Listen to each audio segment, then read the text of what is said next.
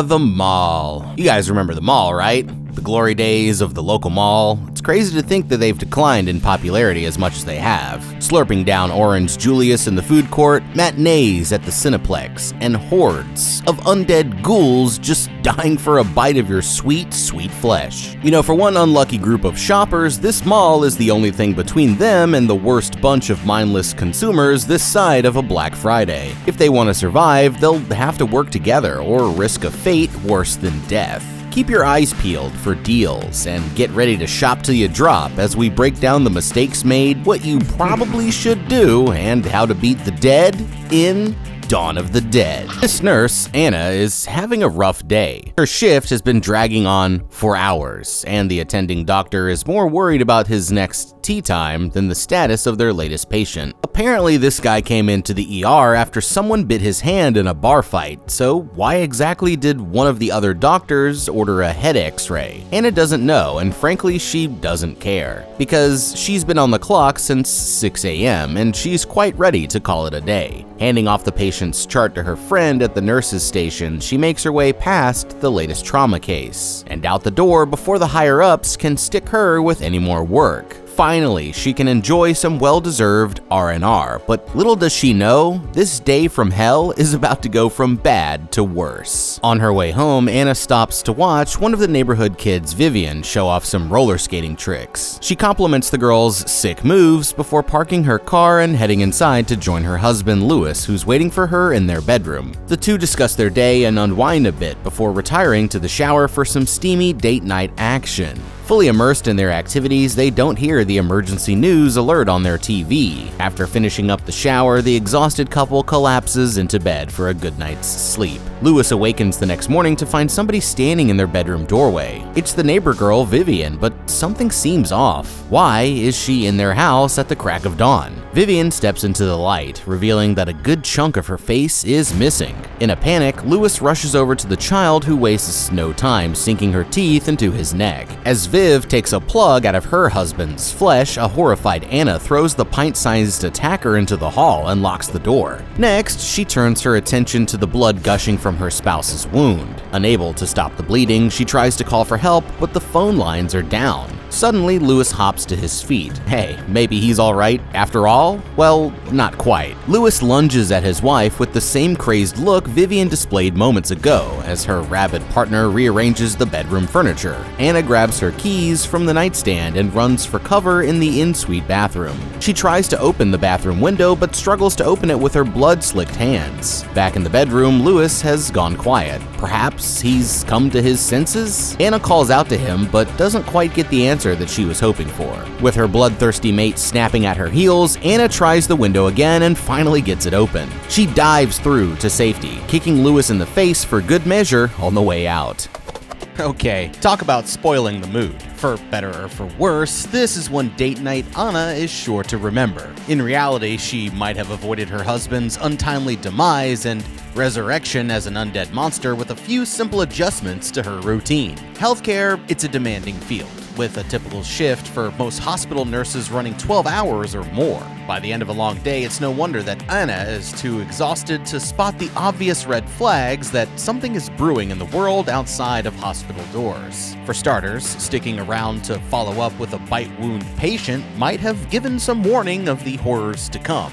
From her conversation with the doctor, it seems this patient may already be suffering psychological changes from the infection, hence the head x-ray. I mean, by the time that Anna would get a look at him, it's likely he would have completely transformed into a mindless, bloodthirsty fiend. Now, assuming she'd stuck around long enough to observe the patient in his manic state, she probably would have left the hospital on pretty high alert. Perhaps the sight of a raving lunatic fresh on her mind would cause her to take notice of the radio broadcast on her drive home, which was already reporting on the grim breaking news. If nothing else, the disturbing scene might be enough to turn her off of a date night hookup. Rather than frolicking in the shower, Anna and Louis would have caught the emergency broadcast on TV. I mean, there's no guarantee that they would grasp the full scope of the crisis, but they might at least consider locking the doors in case any zombified neighborhood kids should decide to pop in for a visit. Even when things have taken a turn for the worse, there's still more Anna could have done to ensure her survival. She has the presence of mind to grab her car keys off the nightstand during her husband's initial freakout, which is a good start. It's once she's in the bathroom that her reasoning begins to fail, and I mean,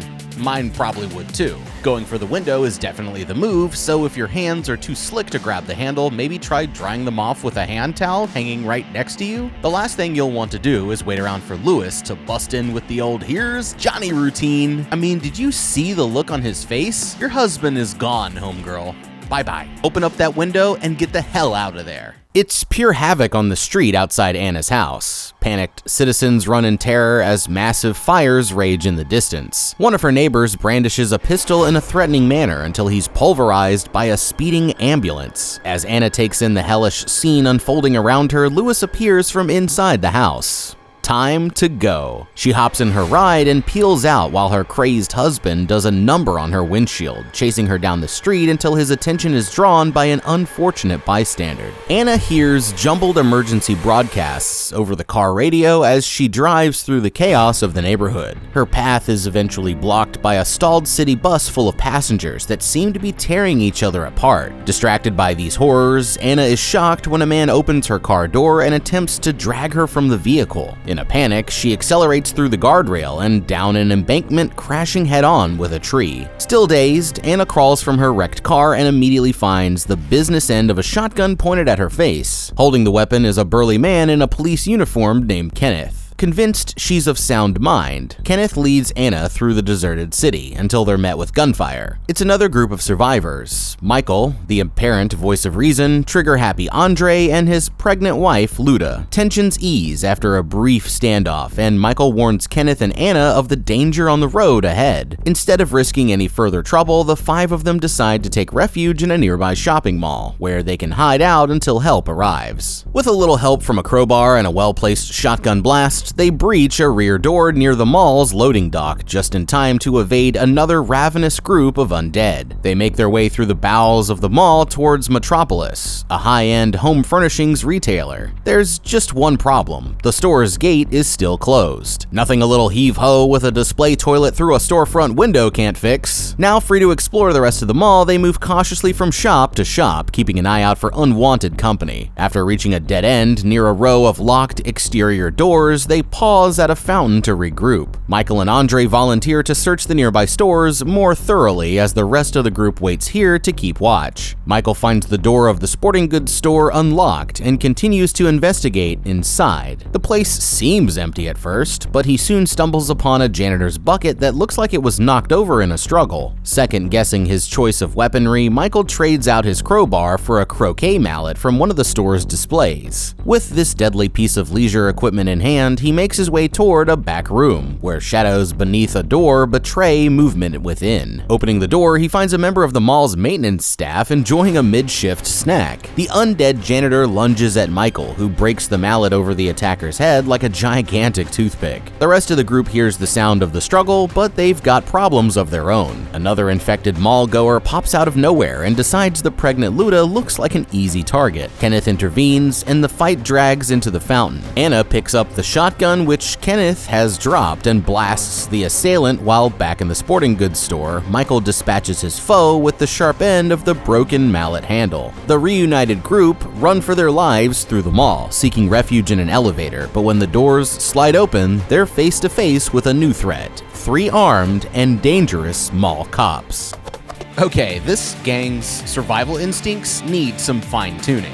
Let's break down where it all went wrong and how they could have played this scenario a little smarter. The first order of business is gaining entry into the mall, so maybe don't break in like a rock star trashing a hotel room. Sure, a display toilet makes for a great impromptu battering ram, but shattering a giant storefront window wasn't the most subtle way to enter the mall. Glass breaking is basically the universal dinner bell for the dead. A little patience and, searching for a key might have saved them some trouble, or at the very least, they could have picked a quieter object to throw. Anything but a porcelain throne that explodes on impact. Now inside the mall, the mistakes just kept on coming. "Let's split up" is the battle cry of the doomed. Michael and Andre volunteering to search alone? This isn't a scavenger hunt, it's the apocalypse, dude. The buddy system exists for a reason, people. Strength in numbers could have prevented Michael from finding himself alone in and outmatched in a dimly lit sporting goods store. And then there's his choice of weapon. He had a crowbar, a sturdy, metal, skull-cracking crowbar, and what does he do with it? Trades it for a croquet mallet. If your weapon of choice is better suited for a game played by retirees on vacation, rethink your strategy. But maybe look for a baseball bat instead? Now, while Michael was busy playing undead whack-a-mole, Kenneth and the gang were dealing with their own jump scares. Maybe hanging out in the open wasn't the safest idea. If they had taken some time to find a more secure position instead of admiring the mall fountain, Luda wouldn't have ended up on the menu. Pro tip, if there's one thing that we know about zombies, it's that they love to come out of nowhere. Treat every corner like it's hiding your next problem. Now, after all this chaos, they make a mad dash to the elevator without thinking about what might be on the other side. For all they know, there are more zombies waiting for them on the next floor. But surprise! Instead of salvation, they get a standoff with 3 Paul Blart types who probably spent their days hassling teenage shoplifters before everything went sideways. The leader of the security squad, CJ, isn't too keen on letting more people into his hideout. He tells them to go back where they came from, but eventually they talk him into letting them off the elevator, under the condition that they hand over their weapons. With no other choice, they give up their firearms, and the group is ushered into the mall's upper level at gunpoint. On the TVs in the electronics store, Anna, Kenneth, and the rest get a view into the pandemonium unfolding outside. They learn from the broadcast that the most effective means of dealing with the undead is to shoot them in the head. Having seen enough, one of the security guards, Bart, takes Anna to find a first aid kit to treat the wounds Kenneth suffered in the previous fight. The other guard, Terry, escorts Andre and Luda to the restroom, where Ande cleans up a fresh bite wound on his wife's arm. While his companions see to their pressing needs, pragmatist Michael tries to talk some sense into CJ. He thinks they should secure the mall as best they can, while also finding some way to signal their location to any possible rescuers. The head security honcho agrees and assigns tasks for each member of the group to complete. The first order of business, cleaning up the mess they left downstairs. As CJ and his crew finish off the zombies from before, the rest of the group gets started painting an SOS on the roof with paint borrowed from the hardware store. From this vantage point, they watch as the undead horde descends on the mall from all directions. Suddenly, the sound of gunshots ring out in the distance. The sound came from the nearby rooftop of Andy's Gun World, where the shop's namesake introduces himself via a message on a whiteboard. As CJ spots their fellow survivor through binoculars, the group gets distracted by a passing attack helicopter. As low as it was flying, surely the crew must have seen them. Nothing left to do but go inside and wait for help to arrive. Back in the mall, CJ locks everyone apart from his 2 underlings in the home furnishings store to discourage looting. They'll ride out the night here while the security staff bed down in the electronics store. As CJ and his crew doze off in front of the TVs, the lights in the mall go dark. Bart jolts awake the next day as an automatic timer restores power to the mall. From the static on the screens in front of them, it seems like the TV broadcasts that were airing the night before have all gone dead. CJ tasks Terry with returning to the guard shack to kill the power, but he's stopped by Anna along the way. The security trainee unlocks the makeshift jail so Anna and the rest can visit the restroom before continuing on his way to the security station. After cutting off the Muzak, Terry spots something on one of the monitors. A box truck is careening around the mall parking lot with a ton of dead trailing close behind. CJ and the other guards return to the roof for a clearer view of the situation, where they're soon joined by the rest of the survivors. An argument breaks out as the speeding truck circles the parking lot. They lead their former jailers to a holding cell in the security office, while the others come up with a plan to help the occupants of the truck. Inside the mall, Andre and Michael hear the truck backing up to the loading dock, which they take as their cue to open the door. After blasting a handful of dead, they soon realize they've made a mistake. The truck's driver is fine and has already climbed to safety on the roof. She tells Michael there are more survivors locked away inside the cargo area, so he and Andre rush back inside to let them in through the loading bay doors. Okay, and be honest, if you're making life or death decisions based on the whims of a mall cop with a power complex, you're already off to a bad start. Locking people up to discourage looting is peak mall cop power trip energy because, yeah, heaven forbid someone swipes a purse or a CD player during the end of the world. A little preemptive rebellion could have avoided the hostage situation entirely, saving valuable time to come up with a real plan for survival. Next, Andre and Luda heading to the restroom might have seemed like a practical pit stop, but in reality, it's simply an excuse for Andre to hide his wife's bite wound. Andre should have let Anna put her nursing skills to work treating the wound. If nothing else, she could have at least monitored the expecting mother's health to address any problems that may have arisen later. Last, there seems to be a general lack of communication that's holding the group back. When the truck full of survivors arrives, half the group prioritizes guiding them onto the roof, while the others post up by the loading dock doors, and for some unknown reason, if Michael and Andre had coordinated with the others, then they would have known better than to risk their lives going desperado mode and wasting valuable ammunition when the truck's passengers had already climbed to safety. Or hey, if the truck backed up to the loading dock, maybe it was for a reason? Put two and two together, skip the parking lot heroics, and open the pod bay doors. How? First up, there's an older lady who arrives via wheelbarrow. Then there's former church organ player Glenn, followed by blonde bombshell Monica. Next, we have father-daughter duo Frank and Nicole, rich dick Steve, and Tucker, a garden variety redneck. Steve and Norma explain the designated safe havens have already been overrun by the dead, which is why they were forced to escape in the truck to begin with. It looks like help won't be coming anytime soon, as the reality of the situation sets in. Kenneth returns to the roof where he spots Andy waiting with another sign. He's looking for information, and Kenneth uses the whiteboard from before to fill him in on the bad news. No one is coming to rescue them. Back inside, Terry assists Anna in caring for her new patients. Across the room, Nicole comforts her dad as he nurses a painful bite wound on his hand. As Anna attends to the injury, the lady on the bed expires, only to spring back to life moments later in a violent rage. Anna makes short work of her with a little help from a nearby fire poker. More importantly, the encounter helps her form a theory. It seems the bites are the source of the infection. Once someone is bitten by the dead, it's only a matter of time until they join their ranks. In light of this revelation, the group considers who amongst them has already been bitten. Meanwhile, concerned dad-to-be Andre searches for his wife. He finds her in a nursery store picking out some items for their child, which is due any day now. Luda seems to be fine. There are no obvious signs of infection from the bite wound on her arm, at least not yet. Back in Metropolis, Frank prepares his daughter for what has to be done. He's already starting to decline, and now it seems for certain he will meet the same grim fate as those who were bitten before him. After saying his goodbyes, he passes away peacefully under Kenneth's watchful eye.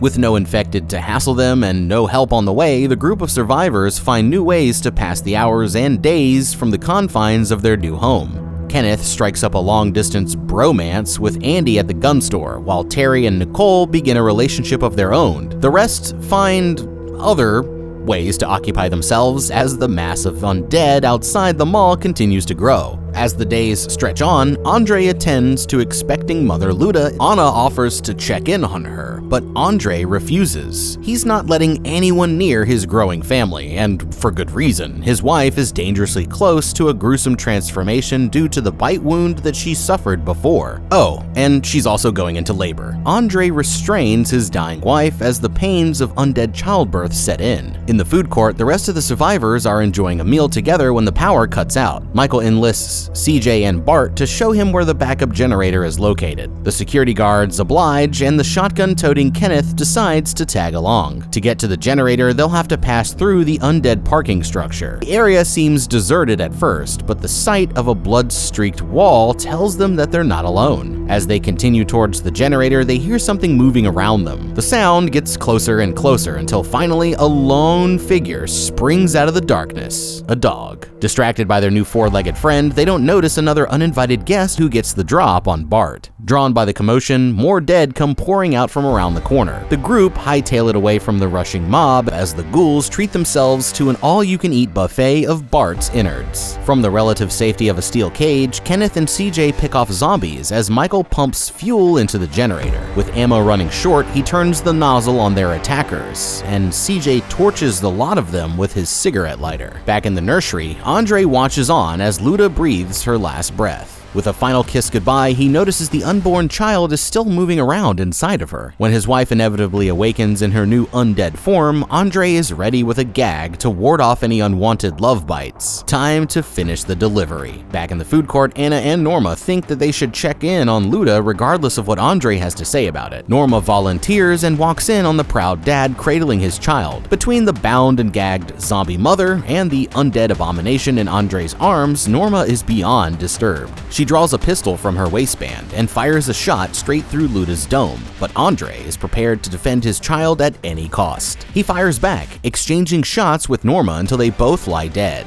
Drawn by the gunfire, the rest of the group discover the grisly scene, and Anna does what must be done to eliminate the ghastly newborn. Okay, looks like trouble has found its way into our shopper's paradise. Let's start with the mission to restore power to the generator. A great initiative, but walking straight into a dark, blood-splattered parking garage? Maybe take a second to strategize. I mean, first of all, they're seriously underarmed for the task at hand. Between Andre's pistol and the two guns CJ and Bart had before, and the revolver Norma shows up with, they have at least 4 more guns in addition to the shotguns Michael and Kenneth bring to the garage. Not knowing what awaits them, it would be wise to bring along as much firepower as possible. I mean, Bart is a glorified headlight in this scenario. It's no wonder he ends up as an undead chew toy. It's simple math, people. More guns equals a better chance of survival. Next, there's the matter of navigation. The shortest distance between 2 points is a straight line, but when it comes to dodging the undead, shortest isn't always the best. By walking straight through the middle of the garage, they're facing a constant threat of attack from all directions. The obstructed view posed by the structural columns only makes matters worse. Instead, they should work their way around the perimeter, taking advantage of the cover from the wall to narrow down potential angles of attack. Next, Michael and Kenneth should form up back-to-back, giving them a 360-degree radius of protection as they make their way towards the generator. This more tactical approach might have even helped them spot the dog sooner.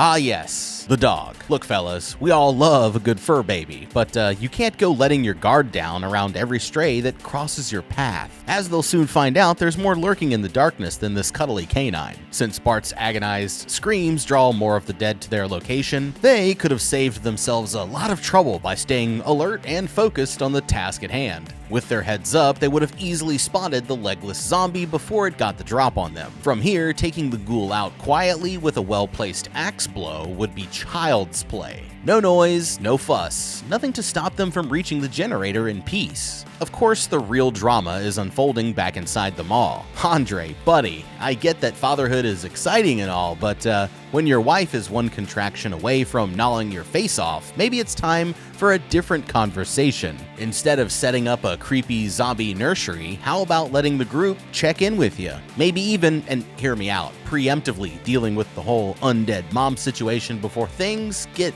extra weird. I mean, what exactly is your plan here? You and the family vacationing in the Keys? I'm sorry, bruh, but I just don't see it. For Anna and the others, Andre's dodgy behavior regarding his wife should have raised an immediate red flag. I mean, most expecting fathers would be happy to have a medical professional looking after the mom-to-be in the days leading up to the delivery, especially given their current situation. With Andre acting suspicious and practically banning them from visiting Luda, it should be clear if he's hiding something. But hey, love makes you do strange things, and that goes double in a zombie apocalypse. Andre has snapped, and logic is out the window. This should be obvious as soon as the proud papa starts showing off his little bundle of joy. And hats off to Norma, too, because this hard-as-nails, pistol-packing trucker ain't afraid to do her own dirty work. But instead of going straight for the kill, let's consider a plan B that doesn't involve turning the baby aisle into a bloodbath. After getting a look at the bound and gagged Luda, Norma should have gotten the hell out of there to call for backup.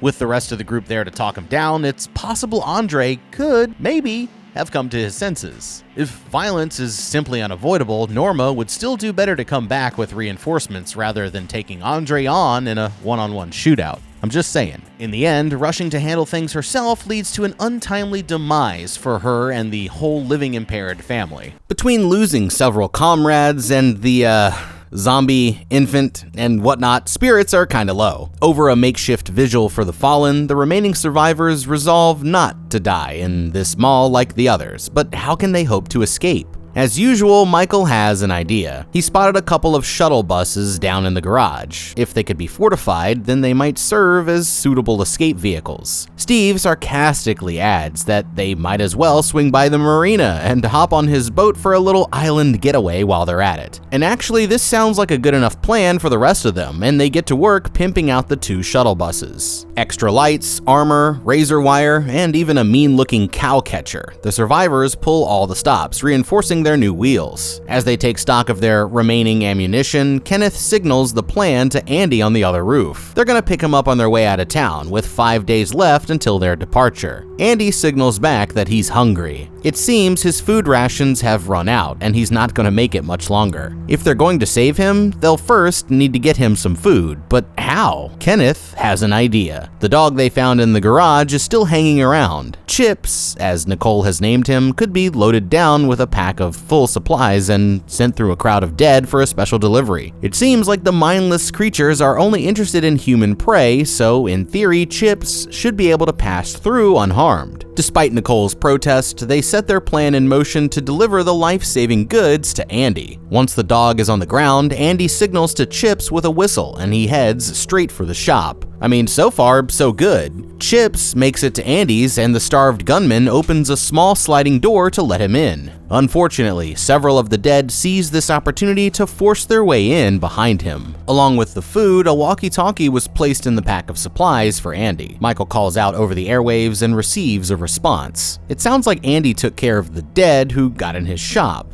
but not before being bitten. Knowing their long-distance friend is doomed, the group decides it's better not to tell him what lies in store. Besides, they've got bigger problems. Nicole wants her dog back, and she's not waiting around to discuss it with the others. Slipping away while they're distracted, she commandeers Norma's truck and drives it through the mob to Andy's shop. From here, she rushes to the door and manages to get inside unscathed. In the gun store, she finds a walkie-talkie on the floor in a pool of blood. The good news is she found Chips, and he's A-okay. But the bad news? Andy is back on the roof, and he's not quite himself. Unwilling to risk going back outside, Nicole grabs Chips and hides in a closet just as the walkie-talkie cuts out. The remaining male survivors and Steve set out to save the girl and her dog, if they're alive. While Steve hangs back to guard the door, Michael, Kenneth, Tucker, and CJ navigate the sewers under the mall, emerging from a manhole not far from Andy's shop. They've almost made it inside when Tucker closes the manhole cover a little too loudly, alerting the dead to their presence. And with that, the fight is on, and the men blast one headshot after another on their way to the crashed truck and into the shop's small sliding door. Having made it through in the nick of time, they restore their ammo supplies from the vast reserves inside. In the back of the store, they happen upon the undead proprietor trying to force his way through a closed door. Kenneth dispatches his former pen pal, and the group find Nicole and Chips hiding safely inside a closet.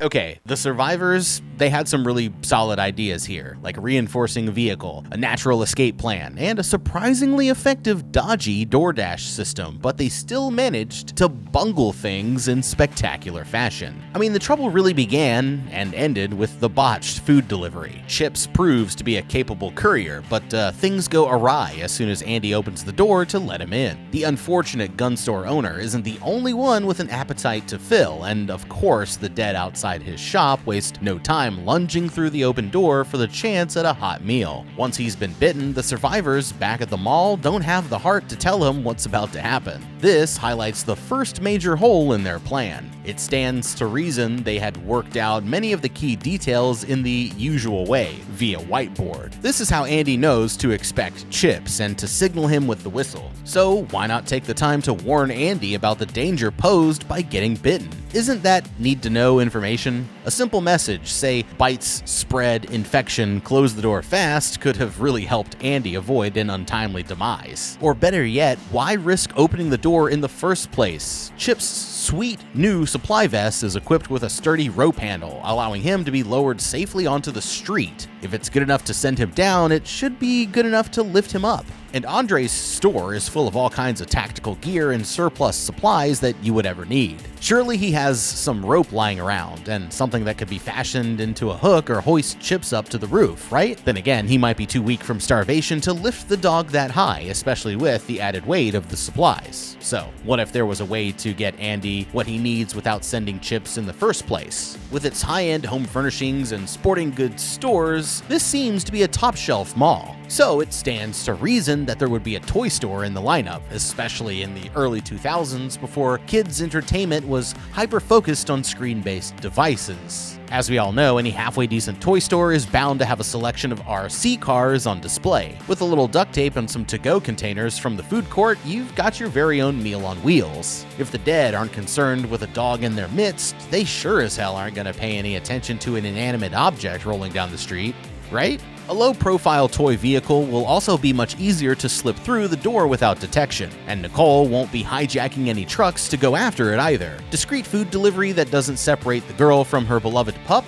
I mean, it sounds like a win-win. It even eliminates the need for the disastrous rescue mission that follows. So if getting into the store was hard, getting back out is going to be damn near impossible. To help with crowd control, CJ rigs up an improvised explosive device from a propane tank and a road flare. The ensuing explosion buys the group some breathing room, and they make a beeline back to the manhole and through the flooded tunnel below. Tucker falls as the dead chase them back to the mall, where Steve is waiting to open the door, or at least that's where he's supposed to be. By the time Anna finally discovers them at the door, the undead mob has filled the stairway below. With too many of them to fight, there's nothing left to do but run. The mall is lost, and it's time to hit the road. The group splits up into two and climbs in aboard their escape vehicles. Michael, Anna, Nicole, and CJ are in the lead van, with Kenneth, Glenn, and Monica, Terry, and Steve taking up the rear in another. Michael crashes through the garage's closed gates, and the shuttles begin their slow crawl through the teeming masses of dead outside. As the other passengers take pot shots at the crowd, Steve makes use of a chainsaw shoved through a slot in the side of the bus, while CJ climbs to the roof with another propane bomb to clear a path. The explosion finally makes enough room to get through, and they floor it towards the marina. On the way, some reckless speed and sketchy driving leads to a little mishap with one of the chainsaws, spelling the end for Monica and Glenn as the bus topples onto its side. The survivors in the lead vehicle notice they've lost their comrades and double back to find them. In the overturned shuttle, Steve grabs a pistol and disregards the struggling Kenneth as he exits to the street, where a surprise awaits him. CJ exits his van to find Kenneth and Terry emerging from the wreckage. Suddenly, Steve reappears with an all-new look, and Anna delivers on their little agreement from earlier. With a whole new pack of dead arriving on the scene, it's time to go. Anna rummages through Steve's pockets for the boat keys before rejoining her friends in the safety of the van.